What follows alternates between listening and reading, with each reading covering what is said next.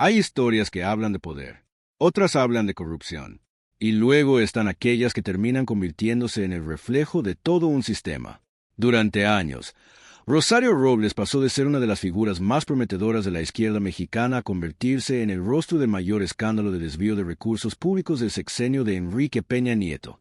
Fue la primera mujer en gobernar la Ciudad de México, una política que construyó su carrera defendiendo causas sociales y que terminó pasando más de 3 años en prisión mientras el país seguía preguntándose, ¿quién se quedó realmente con el dinero? Pero esta no es solo la historia de una mujer.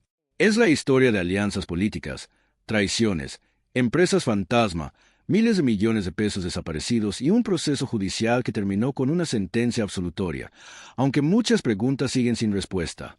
Así que te invitamos a quedarte hasta el final de este documental, porque descubrirás detalles que muy pocas personas conocen sobre este caso. Y si te apasionan las historias reales, las biografías y los grandes misterios que marcaron la historia, suscríbete al canal y activa la campana de notificaciones para no perderte ninguno de nuestros próximos videos. Porque para entender cómo se llegó a este punto, primero hay que volver al principio.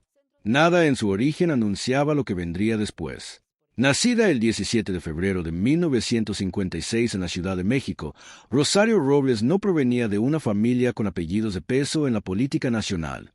Cursó la primaria y la secundaria en colegios católicos antes de pasar por el Colegio de Ciencias y Humanidades de Naucalpan, y de ahí a la Facultad de Economía de la Universidad Nacional Autónoma de México, donde se tituló en 1981. Poco después obtendría una maestría en Desarrollo Rural en la Universidad Autónoma Metropolitana, Unidad Xochimilco. En los pasillos de la UNAM la apodaban la hormiga atómica, un mote que arrastraría de sus años como activista estudiantil y que resumía bien su carácter, pequeña en estatura, incansable en la trinchera. Fue precisamente la universidad donde se forjó su primera plataforma real de poder, no en un despacho, sino en un sindicato. Entre 1988 y 1993 encabezó la dirigencia femenil del Sindicato de Trabajadores de la UNAM, el STUNAM, un semillero de cuadros de izquierda del que saldrían varios de los nombres que después reconfigurarían el mapa político del país.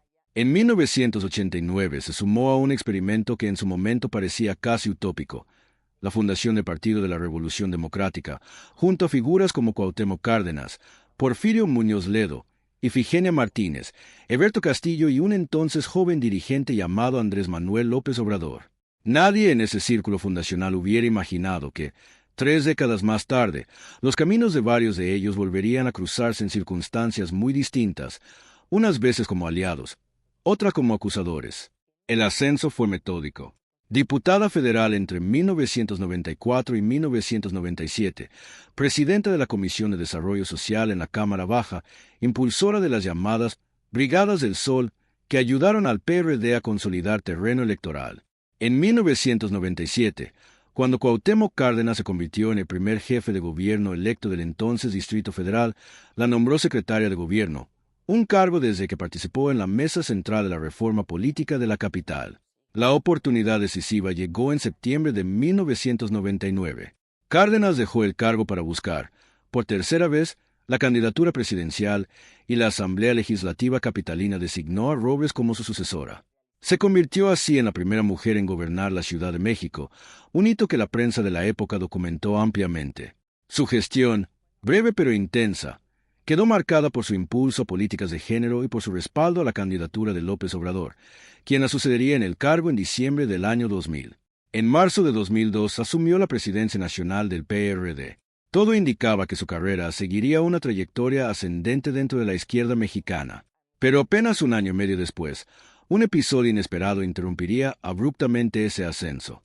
En marzo de 2004 se difundió un video que sacudió a la izquierda mexicana. René Bejarano, entonces uno de los operadores políticos más influyentes del PRD capitalino, recibía fajos de dinero en efectivo de manos del empresario argentino-mexicano Carlos Ahumada. Ahumada, además de contratista del gobierno capitalino, había sido pareja sentimental de Rosario Robles. Aunque Robles nunca fue procesada penalmente por aquel episodio, el escándalo la salpicó políticamente de manera irreversible. Presentó su renuncia a la presidencia del PRD el 11 de agosto de 2003, antes incluso de la difusión pública de los videos, en medio de la crisis interna que ya se gestaba, y se replegó de los reflectores durante casi una década. Fue un exilio político silencioso, sin cargos ni cámaras, que contrastaba con la proyección nacional que había tenido apenas unos años antes. Nadie, en ese momento, hubiera anticipado que su regreso llegaría de la mano del partido históricamente rival de la izquierda a la que había pertenecido toda su vida. El retorno se produjo en 2012, cuando el presidente electo Enrique Peña Nieto, del Partido Revolucionario Institucional, la convocó para encabezar la Secretaría de Desarrollo Social, la SEDESOL. Para buena parte de sus antiguos correligionarios periodistas, el nombramiento fue una traición ideológica. Para Robles, según declaró en entrevistas de la época, se trataba de una oportunidad de volver a incidir en política social, el terreno que siempre había reivindicado como su verdadera vocación. En enero de 2013, ya instalada en el cargo, encabezó el lanzamiento de la Cruzada Nacional contra el Hambre en Las Margaritas, Chiapas, uno de los municipios más pobres del país. El acto, con la presencia del propio Peña Nieto, buscaba proyectar una imagen de combate frontal a la pobreza extrema. Nadie podía prever que, años más tarde, sería precisamente el entramado financiero de esa misma dependencia que terminaría por sepultar su carrera y su libertad. En 2015 Robles se trasladó a la Secretaría de Desarrollo Agrario, Territorial y Urbano, la SEDATU, de nueva creación, arrastrando consigo a buena parte de su equipo de confianza. Fue justamente ese traslado de personal y de mecanismos administrativos entre ambas dependencias lo que, con el tiempo, permitiría hablar de un delito continuado en la investigación que se abriría en su contra. El mecanismo, en apariencia, era legal. La ley permitía a las dependencias federales firmar convenios directos con universidades públicas, sin necesidad de licitación, bajo la condición de que la institución académica ejecutara al menos el 51% del servicio contratado. En la práctica, documentaron después periodistas de investigación, ese requisito casi nunca se cumplió. Las universidades, a cambio de una comisión, subcontrataban a empresas que existían únicamente en el papel, sin empleados, sin oficinas reales, sin capacidad operativa alguna para ejecutar los estudios, campañas o materiales que supuestamente entregaban. La Organización Mexicanos contra la Corrupción y la Impunidad, junto con el Portal Animal Político, identificaron esta red en una investigación publicada en 2017, a la que bautizaron con un nombre que terminaría por convertirse en sinónimo del sexenio de Peña Nieto, la estafa maestra. Según la Auditoría Superior de la Federación, la FGR calculó el daño patrimonial atribuido a SEDESOL y SEDATU durante la gestión de Robles en $5,073,369,846, aunque distintas coberturas periodísticas han manejado cifras superiores, de hasta 7,000 millones, al incluir otras dependencias. En total, la investigación periodística original documentó la participación de 11 dependencias federales y 8 universidades públicas, y contabilizó 128 empresas fantasma tejidas en la red de desvío. El mecanismo se repitió, según la propia acusación de la Fiscalía, primero en SEDESOL y después en SEDATU, con el mismo patrón operativo y, en buena medida, con el mismo personal administrativo detrás. Si Robles fue el rostro político del caso, Emilio Cebadúa González fue, según las investigaciones, su columna vertebral administrativa. Como oficial mayor de SEDESOL y después de SEDATU, entre 2012 y 2018, Cebadúa manejaba directamente el presupuesto de ambas dependencias, incluida la firma de los convenios con las universidades señaladas. La Unidad de Inteligencia Financiera detectó un patrón inquietante en las finanzas de su círculo familiar más cercano. Su hermano, José Ramón Cebadúa, actuaba como su apoderado legal. Según la investigación de Animal Político, gastaba alrededor de 70% más de lo que declaraba como ingresos lícitos ante el Servicio de Administración Tributaria. Con ese dinero adquirió 4 inmuebles en Estados Unidos valuados en más de $1,100,000. Su hermana, Lourdes Cebadúa, fue señalada por gastos superiores a 58 millones de pesos en casinos. Entre ambos hermanos, de acuerdo con una querella de la propia IF presentada en octubre de 2020, habrían recibido transferencias por más de 142 millones de pesos. En 2020, mientras enfrentaba una orden de aprehensión, Emilio Cebadúa negoció ante la Fiscalía un criterio de oportunidad, beneficios legales a cambio de una declaración que señaló directamente al entonces secretario de Hacienda, Luis Videgaray, y a la propia Rosario Robles como responsables de diseñar el esquema. Robles, por su parte, rechazó públicamente cualquier participación de Videgaray y calificó las acusaciones de Cebadúa como una estrategia para salvar su propio pellejo. El propio Cebadúa negaría después haberse beneficiado del mecanismo, calificando de completamente falso cualquier señalamiento en su contra. El 13 de agosto de 2019, poco después de las 7 de la mañana, la noticia corrió por las redacciones. Rosario Robles había sido vinculada a proceso. El juez de control Felipe de Jesús Delgadillo Padierna, con sede en el Reclusorio Sur, determinó que existían elementos suficientes para procesarla por el delito de ejercicio indebido del servicio público, en su modalidad de omisión, por no haber evitado ni denunciado un daño patrimonial calculado en 5.073 millones de pesos durante su paso por Sedesol y Sedatu. La audiencia se prolongó durante casi 12 horas. Aunque se trataba de un delito no considerado grave por la ley, el juez ordenó prisión preventiva justificada, argumentando que Robles representaba un riesgo de fuga. Carecía, dijo, de arraigo comprobado en la Ciudad de México y había incurrido en contradicciones sobre sus domicilios reales, entre ellos el uso de una licencia de conducir con una dirección que no coincidía con su residencia declarada. La defensa calificó la resolución de desproporcionada, recordando que Robles se había presentado voluntariamente ante la Fiscalía y no había intentado huir. Ese mismo día, durante la audiencia, el propio juez pidió que se investigara la posible participación en el esquema del expresidente Enrique Peña Nieto y del entonces excanciller José Antonio Meade, una línea de investigación que, con el paso de los años, no derivaría en ninguna acusación formal contra ninguno de los dos. El proceso judicial pronto se volvió tan enredado como el propio esquema financiero que buscaba desentrañar.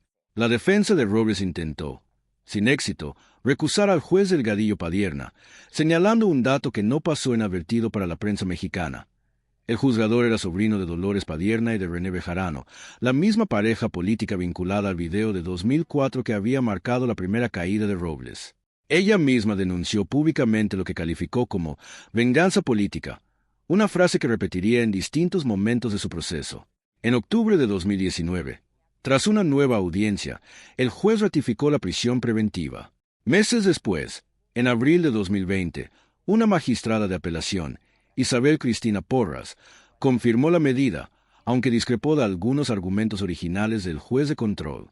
La defensa, encabezada por el abogado Epigmenio Mendieta, insistiría durante años en que la prisión preventiva resultaba desproporcionada para un delito no grave y solicitó, sin éxito, que organismos de observación externa, entre ellos la Organización Civil TOIL, pudieran monitorear el proceso. El Consejo de la Judicatura Federal rechazó la petición. El hermano de Robles, Francisco Robles Berlanga, llegó a anunciar que la familia denunciaría el caso ante instancias internacionales, acusando que la justicia mexicana actuaba, en sus palabras, motivada por el rencor y la venganza. Rosario Robles ingresó al Centro Femenil de Reinserción Social de Santa Marta, Catitla, en el oriente de la Ciudad de México, el mismo 13 de agosto de 2019. Ahí permanecería recluida durante poco más de 3 años. No los 101 días que en ocasiones circulan de manera imprecisa en distintos relatos sobre su caso. La propia cronología documentada por la prensa mexicana confirma que su salida de penal se produjo hasta el 19 de agosto de 2022, cuando un juez le otorgó la libertad provisional bajo medidas cautelares, entre ellas la entrega de su pasaporte y la obligación de presentarse periódicamente ante la Fiscalía. Durante ese encierro, Robles denunció en reiteradas ocasiones un deterioro visible en su salud, con episodios de hipertensión y pérdida de peso, y calificó su situación como una forma de violencia política ejercida en su contra. En mayo de 2021 tuvo oportunidad de exponer, ante el entonces ministro presidente de la Suprema Corte de Justicia de la Nación, Arturo Saldívar, quien visitó personalmente el penal, la situación de mujeres en prisión preventiva prolongada.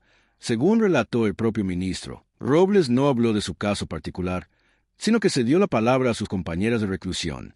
Un papel constante durante todo el proceso lo desempeñó su hija, Mariana Moguel Robles, fruto de su matrimonio con el economista y escritor Julio Moguel, quien se convirtió en interlocutora pública y defensora incansable de su madre, incluyendo señalamientos públicos contra el entonces fiscal general Alejandro Hertz Manero por presuntas filtraciones de información del expediente a la prensa. El desenlace judicial llegó el 24 de febrero de 2023, en una audiencia que se extendió por cerca de 5 horas.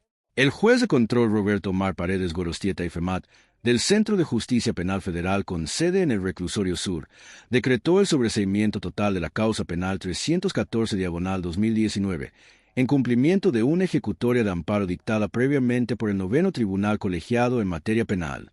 Su resolución tuvo efectos de sentencia absolutoria. El argumento central resultó menos una exoneración de fondo que un tecnicismo de enorme peso. El juez consideró que Robles debió haber sido procesada por la vía administrativa, conforme a la Ley Federal de Presupuesto y Responsabilidad Hacendaria, y no por la vía penal bajo una legislación que, a su juicio, no resultaba aplicable a los hechos. Es decir, el tribunal no negó la existencia del daño patrimonial de más de 5.000 millones de pesos, simplemente invalidó el camino legal que la Fiscalía había elegido para perseguirlo. Hoy se demuestra, después de más de 3 años, que tenía la razón, que soy inocente, declaró Robles a la salida de la audiencia, tomada de la mano de su hija Mariana.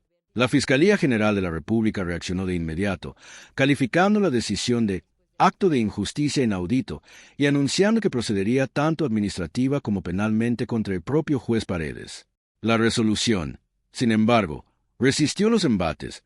Fue ratificada en apelación en diciembre de 2023 y confirmada de manera definitiva por el noveno tribunal colegiado en abril de 2024, tras rechazar un último recurso promovido por la Auditoría Superior de la Federación.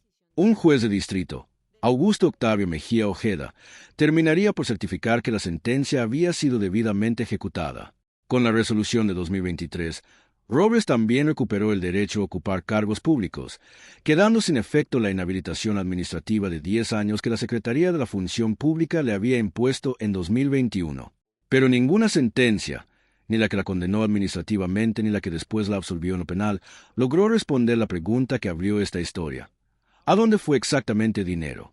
Hasta la fecha documentada más reciente, no existe registro público de una recuperación significativa de los recursos desviados a través de la estafa maestra.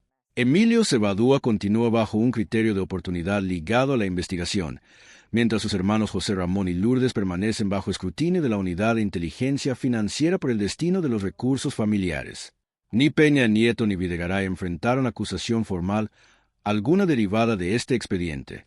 Queda, al final, la imagen de un sistema que construye sus figuras, las expone al servicio de una causa, combatir la pobreza, en este caso, y después las desecha cuando el costo político se vuelve insostenible, sin que el circuito completo del dinero llegue jamás a cerrarse del todo ante la opinión pública.